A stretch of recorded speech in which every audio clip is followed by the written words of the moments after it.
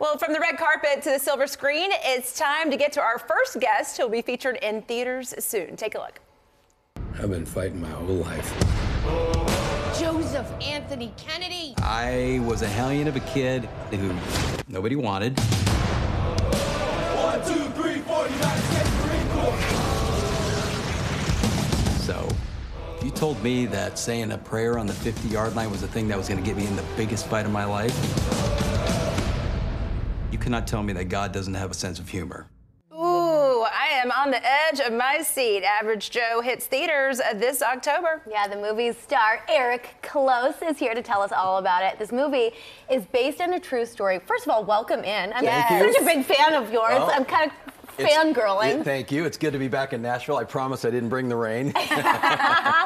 Well, okay, so we've got to talk about this movie. As Steph said, we are on the edge of our seat here. Tell us about the premise of this.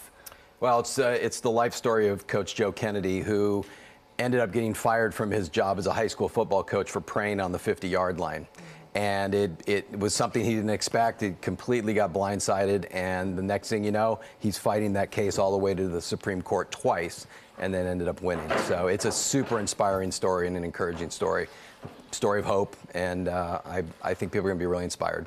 I can already tell we're going to be inspired, and I think they chose the right guy. Of course, many of us here may remember you as the former mayor of Nashville from the TV series, which I got to play a little part in. That's right. We got to work together a few times, yeah, which was cool. That was fun. And then you have American Sniper, of course, one of my favorites, Suits. Obsessed with that show. How good is Suits? I know. Yeah. So tell us how portraying this character was different from some of those other roles. Well, I mean, you know the character on Suits, but Coach Kennedy, I mean, he's so inspiring. One thing I had to work really hard at is I'm not a football player, so I had to make it look somewhat authentic when I was out on that football field. But I loved trying to capture this guy's personality. He's really funny, and the director, Harold Cronk, did a great job of weaving in some levity into this movie with all the drama, because it's a heavy story about his entire life and him in foster care and all the trials and tribulations he faced that led him to this moment in time. And I know that you said that you were inspired by just like the whole backstory of this, and that's why you wanted to get involved. What did you kind of learn while playing this role? What did you learn about yourself? That's a great question.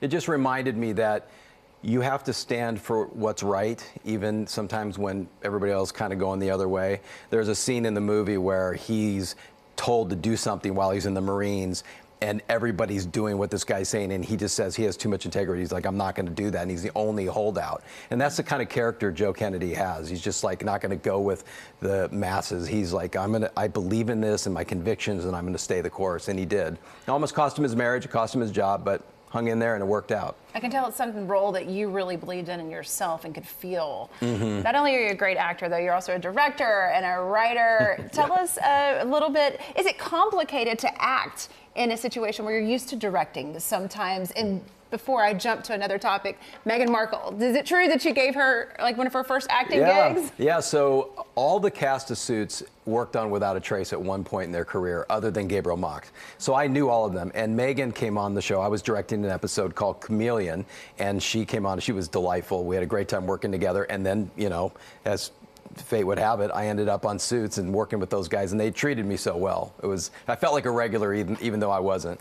So that was really Love that. good. How do you go from these different roles? Because obviously the mayor of Nashville, very different from Average Joe, very different from Suits. Like, how do you bend yourself that way?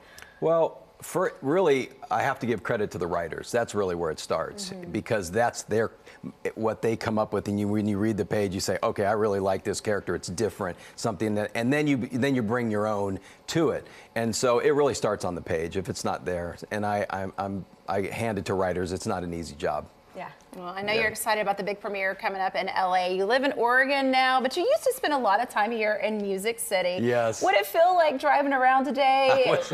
Well, one is pouring down rain, but then I'm driving around and I'm thinking, because I lived in the Gulch, and I'm going, where's the Gulch? It was right here. I could swear it was right here. And so I love seeing the city grow, and knowing that Nashville had such a direct impact on the explosion in this city. you know. Yes, it definitely did, no doubt. Well, thank you so much for coming Thank in you. and visiting with us. It's awesome Thanks to see for you having me. again. You're still the mayor of Nashville. Yes. Once the mayor, always the Yes. mayor. That's right. Well, the movie comes out October 11th. You can watch the full trailer at averagejoemovie.com.